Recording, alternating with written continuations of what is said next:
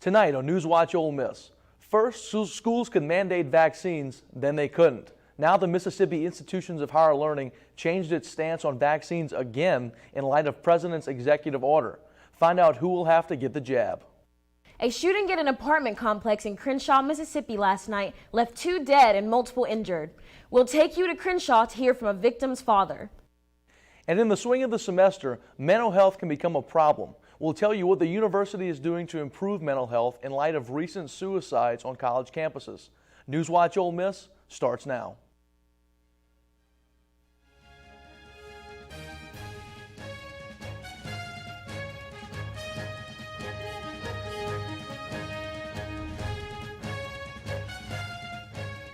Good evening and welcome to NewsWatch Ole Miss. I'm Darielle Johnson. And I'm Mason Ciano.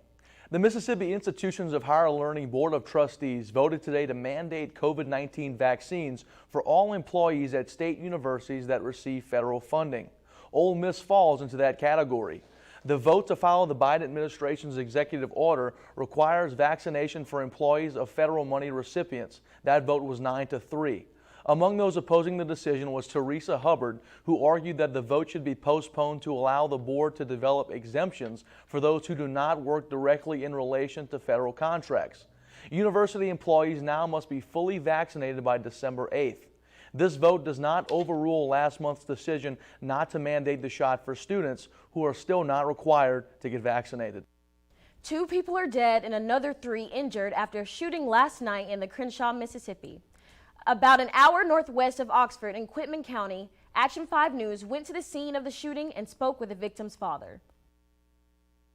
This breezeway at the Marie Lau apartment complex in Crenshaw, Mississippi is what many have described as where a massacre took place Sunday night. I want to get to him. They wouldn't let me get to him, and the police had blocked out. I said, man. I said, my baby laying right there. I can't even pick him up. 5 people shot, several others injured while running from the gunfire at the apartments in the 400 block of Jones Street. According to the Quitman County Sheriff's Department, the gunman shot 60 to 100 bullets in the breezeway. Derek Small Sr. told me his son, 24-year-old Derek Small Jr., is one of the victims who died. Real bad, man. And my baby right there, my junior. Deputies identified the second person killed as 19-year-old Deshaun Anderson.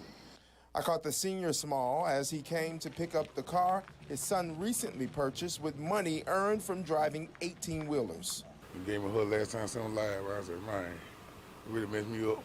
Small says he came to the scene last night devastated. The devastation, he says, will linger even after justice is served. What would be your message to the people responsible for this? Be safe out there. The investigation into that shooting is ongoing and all suspects are still at large. Back in Oxford, LSU weekend always has OPD on high alert. The Oxford Police Department reported 87 arrests for this past weekend, as well as 71 tickets and 21 accidents. Of those arrests, 25 were DUIs, 20 were for public drunkenness, and 15 were open container violations.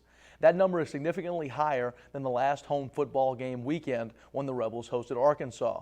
That weekend saw only 28 arrests with only 6 DUIs and 8 open container violations. The Oxford Police Department also charged 4 men with aggravated assault and the possession of drugs.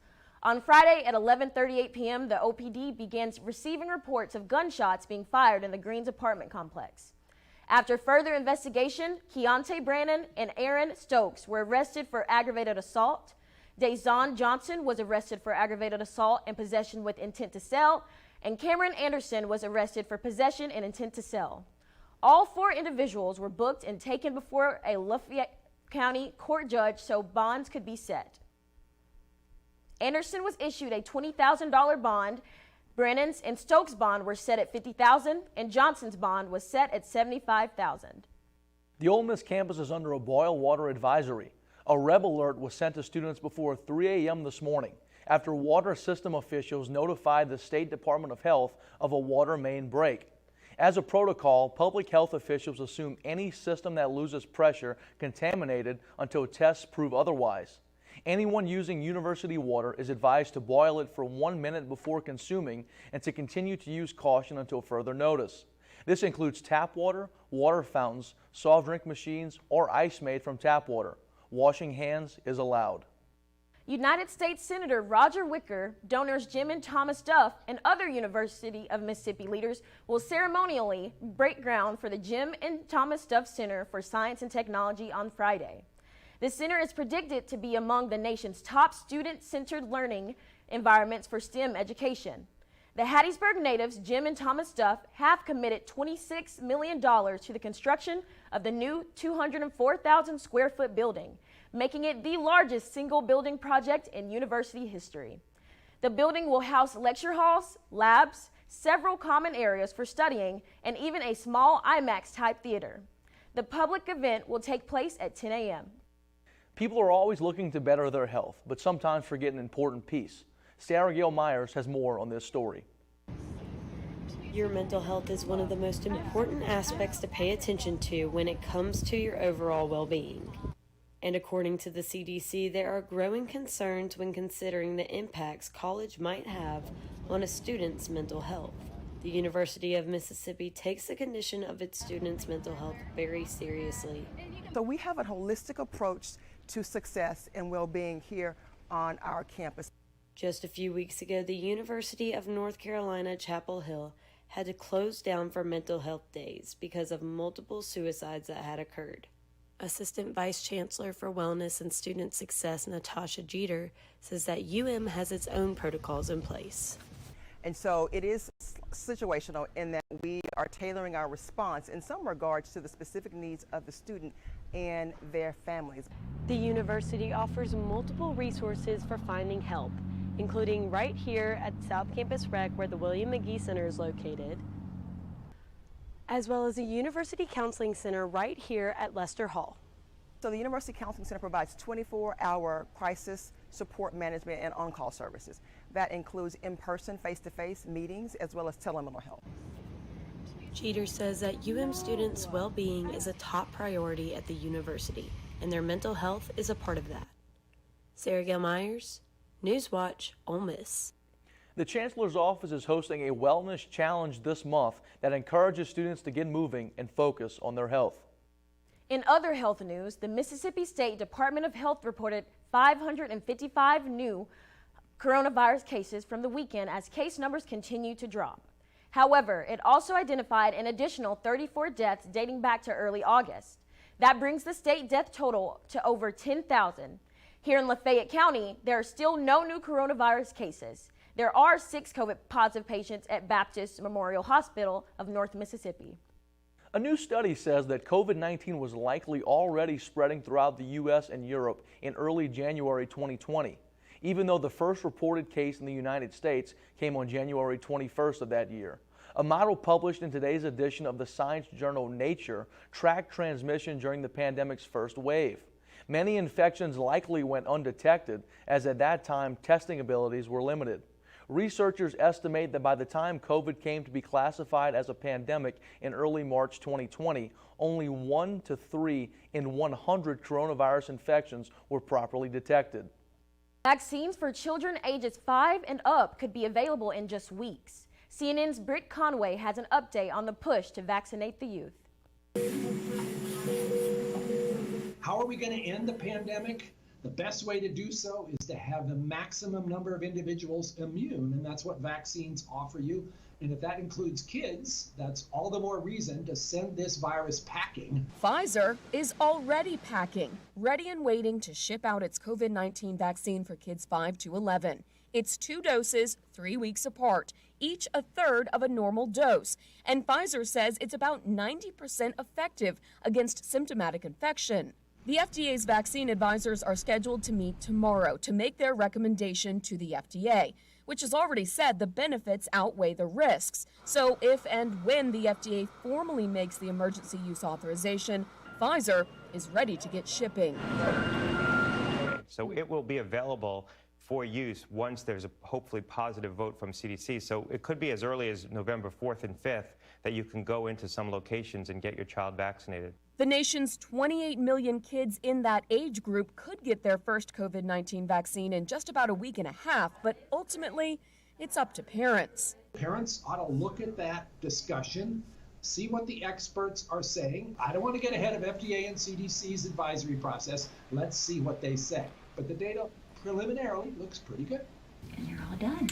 I think it could make a huge difference. It would be pivotal. Pivotal to ending this pandemic. I'm Britt Conway reporting. If the FDA approves the vaccines in its meeting tomorrow, it could be just 2 weeks until children 5 to 11 are eligible to get vaccinated. In lighter news, every fall just before November, Americans engage in intense debate. No, I'm not talking about politics, but this is some serious business. Candy corn, a Halloween staple, is the source of heated debate. Some hate it, others consider it integral to the holiday itself. It seems that Mississippians fall on that latter side. A survey conducted by online grocer Instacart and pollster The Harris Poll shows that candy corn is the most popular Halloween candy in the state.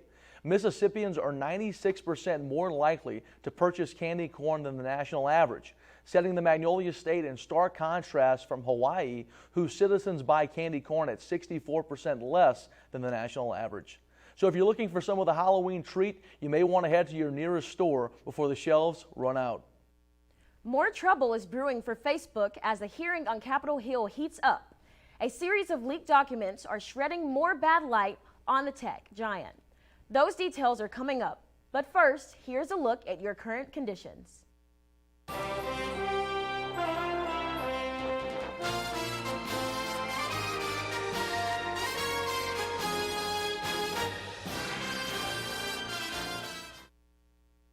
Severe weather can strike anytime, anywhere, but there's a simple way to stay safe.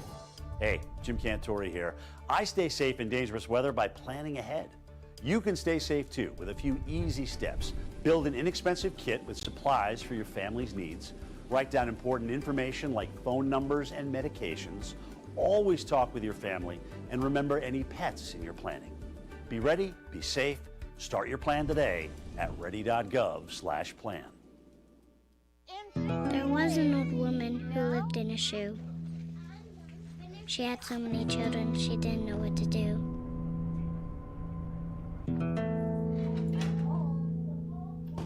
She gave them some broth without any bread and kissed them all soundly and put them to bed. Hunger is a story we can end. End it at feedingamerica.org. Last week, Brandon met a girl on a dating app. One day after work, he finally found the courage to ask her out. No answer. He started to panic. Was he being too pushy? Maybe it was too... Hey, sorry I didn't respond. I was driving. I would love to go on a date. How does tonight sound? Brandon tried to play it cool, but inside he knew. A girl so smart, so responsible. She must be a keeper.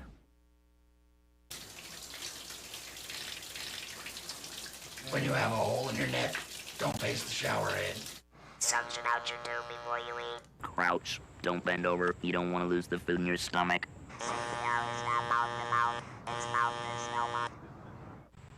Don't use spray paint. Be very careful shaving. You can quit. For free help, call 1-800-QUIT-NOW.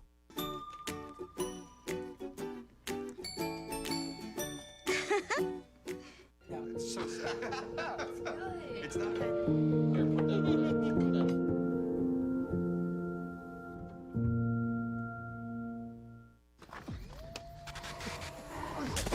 Multiple studies have shown that marijuana can slow both driver reaction and response time, which can be really dangerous. History. The research and studies that reveal Facebook putting profits over people are from Facebook's own files revealed to them long before it was revealed to us. The fallout started Friday when a group of media outlets, including CNN, started reporting on hundreds of internal company documents dubbed the Facebook Papers. Whistleblower Frances Haugen provided the papers as evidence to support disclosures she made to the Securities and Exchange Commission, and her legal counsel provided Congress with redacted copies. Facebook never set out to prioritize polarizing divisive content. It just happened to be a side effect of choices they did make. Monday, the former Facebook employee appeared before the UK Parliament to call for more government regulation of the social media platform. Facebook acting in a non-transparent, unaccountable way will just lead to more tragedies. The papers reveal how the company addressed misinformation and moderated hate speech, and they paint a damning picture of Facebook's role in the January 6th insurrection. It's clear that the January 6th organization, per se, used them as an organizing tool to the extent that we can identify what really happened. A Facebook spokesperson told CNN Friday that the responsibility for the violence that occurred on January 6 lies with those who attacked the Capitol and those who encouraged them. In Washington, I'm Chris Wynn. Now some lawmakers are calling for the company's founder and CEO, Mark Zuckerberg, to testify on Capitol Hill. It would be his second time testifying before Congress. Last night, severe storms scattered across the Midwest, including multiple tornadoes, multiple of which touched down in Missouri. You're looking at just some of that damage in Sedalia, Missouri, where no one was injured despite 2 small tornadoes touching down. It wasn't just Missouri. Tornadoes, large hail, and damaging winds hit parts of Arkansas, Illinois, and Indiana, as well as a severe storm that caused significant damage in parts of California. More severe weather could be on the way this week as a powerful storm heads toward the East Coast. A big jump in oil prices is contributing to Americans paying more at the pump. The oil price per barrel has topped $85, which is its highest since 2014. That's a 13% increase just this month, up 120% from this time last year. The average gas price in America stands at $3.38. A 56% increase from the $2.16 average a year ago. Energy prices are up across the board, with similar trends affecting coal and natural gas. Turnaround is significant after it was trading at negative prices 18 months ago, with suppliers running out of space to store it. A New York woman is suing Kellogg's over strawberry Pop-Tart fillings. Last week, the woman filed a lawsuit stating that the advertising on boxes for their strawberry Pop-Tarts are misleading because the filling uses less strawberries than expected. The lawsuit calls for a jury trial and asks for over $5 million in damages. The lawyers representing this case are also representing an Illinois woman who sued Kellogg's in August with similar allegations. Kellogg's has not commented on the lawsuits.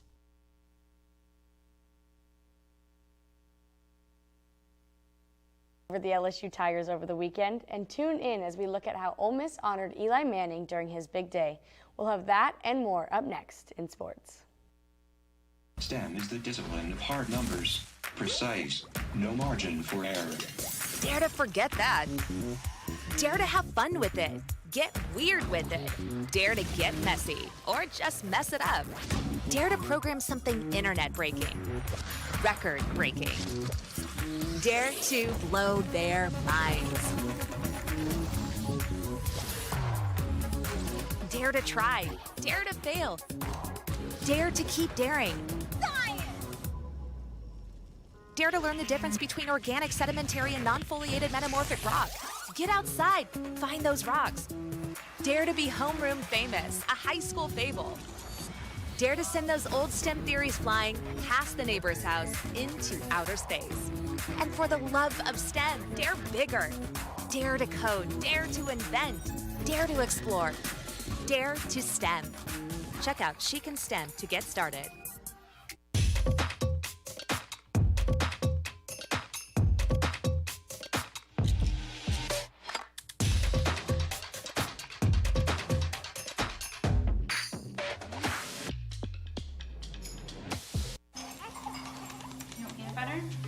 We need to hurry. You're late. You need to finish, please. I gotta get him changed, okay?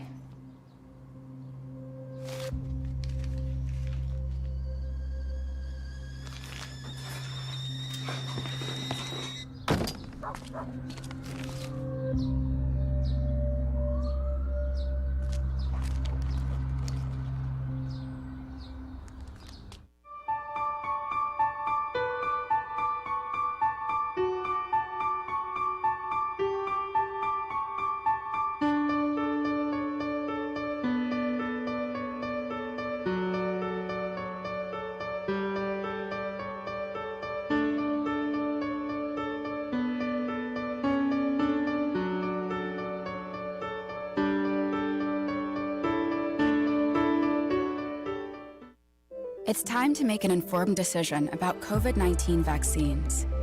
The dangerous new Delta variant is more than twice as contagious as the original virus and can affect anyone. Right now, 9 out of 10 hospitalizations and deaths from COVID are among unvaccinated people. Getting vaccinated might save your life, and there's now an option that's fully approved by the FDA. Learn more at getvaccineanswers.org.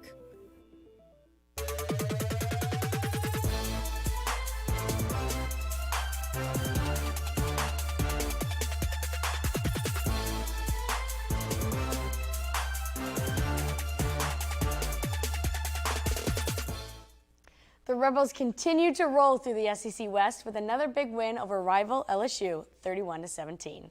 Ole Miss struggled in the first quarter on offense, and numerous penalties made it difficult to move the chains. The LSU Tigers came out hot and put the first points on the board, as well as kept the Rebel offense at bay. In one of the most important drives of the game, Tysheem Johnson intercepted the Tigers to avoid going down 14-0. The Rebel offense still struggled following that play, but after a few 3-and-outs, the offense adjusted and finished the day with 470 total offensive yards. On the other side of the ball, the Landshark defense didn't let the foot off the gas and had 3 turnovers as well as 5 sacks between 5 different Rebels. The defense was exceptional throughout the entire game, including defensive duo Sam Williams and Chance Campbell. Williams was named the SEC Co-Defensive Lineman of the Week, while Campbell was named Defensive Player of the Week. The 6-1 Rebels will head to Auburn this Saturday to take on the Auburn Tigers on the road. The Rebels beating LSU for the first time since 2015 wasn't even the biggest headline this weekend. Former Ole Miss quarterback Eli Manning had his jersey retirement ceremony at halftime on Saturday, making him only the 3rd player to receive that honor, along with his father Archie Manning and Chucky Mullins. This day would not be possible without the unbelievable coaches and players that I got to compete with on this field every Saturday. And seeing my number 10 hang up there next to my dad will be one of the greatest moments of my life. Rebel fans, number 10!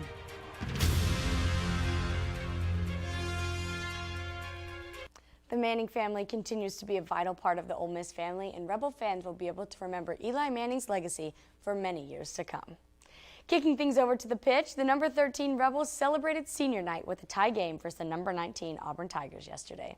Both teams were able to get a goal off in the first half and went into the break 1-1. Senior Molly Martin gave the Rebels a short-lived lead before Auburn tied it up 4 minutes later. After halftime, the Tigers quickly took the lead in the 47th minute and held on to it until Haley Stackpole tied it up in the 81st minute. After double overtime, neither team was able to find the back of the net to make it a tie game. The Rebels will look to close out the regular season on Thursday night in Starkville as they take on the Mississippi State Bulldogs. Serving things up on the court, Ole Miss volleyball tamed the Mizzou Tigers in only 3 sets on Friday night. 5 Rebels had 5 or more kills each as they took down Missouri. For the second straight match, Lauren Thompson hit for double-digit kills with 11, and in her first start as a Rebel, Katie Corelli recorded a career-high 6 kills. Kylie McLaughlin was nearly flawless after feeding her hitters 32 assists. The Rebels pulled away in each set and were able to secure a win in 3 straight sets on Friday and Saturday. After 2 very strong performances, Kylie McLaughlin was named SEC Player and Setter of the Week.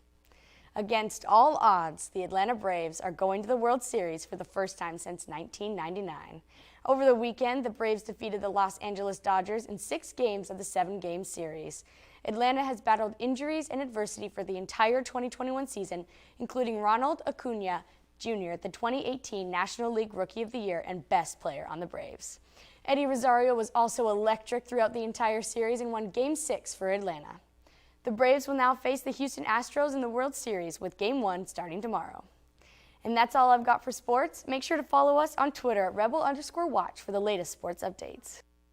Thanks, Ruby. Today is a day to celebrate that was definitely not started by a nutritionist. Find out what special day it is next on NewsWatch Ole Miss. If I could be you, and you could be me for just 1 hour. If we could find a way to get inside each other's minds. If you could see you through my eyes instead of your ego. I believe you'd be surprised to see that you've been blind. Walk a mile in my shoes. Walk a mile in my shoes. Yeah, before you abuse, criticize and accuse. Walk a mile in my shoes. Walk a mile in my shoes. Well, before you abuse, criticize and accuse. Walk a mile in my shoes. Freedom. It's at the core of who we are. The freedom to live without fear, to jog where we please, to wear a hoodie. The freedom to breathe. Before we celebrate the freedom most Americans have, we must fight for the freedom all Americans deserve. Because all lives can't matter until Black lives matter.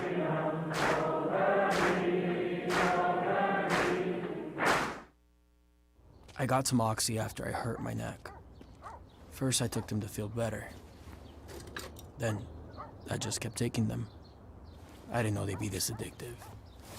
I didn't know how far I'd go to get more.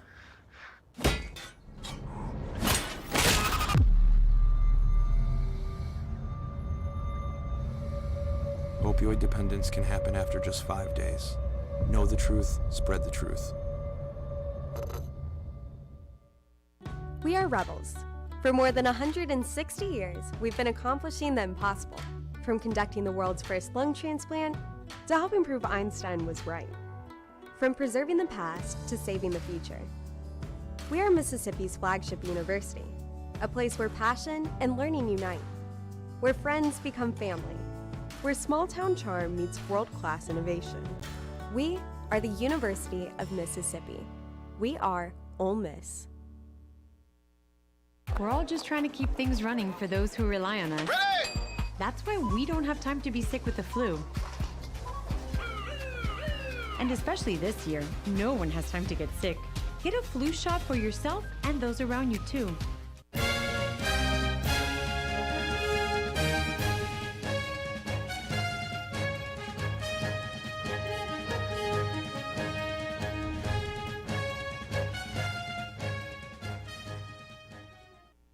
Today is National Greasy Food Day. While it's definitely a cheat day on your diet, Greasy Food Day does encourage us to remember the good things in life.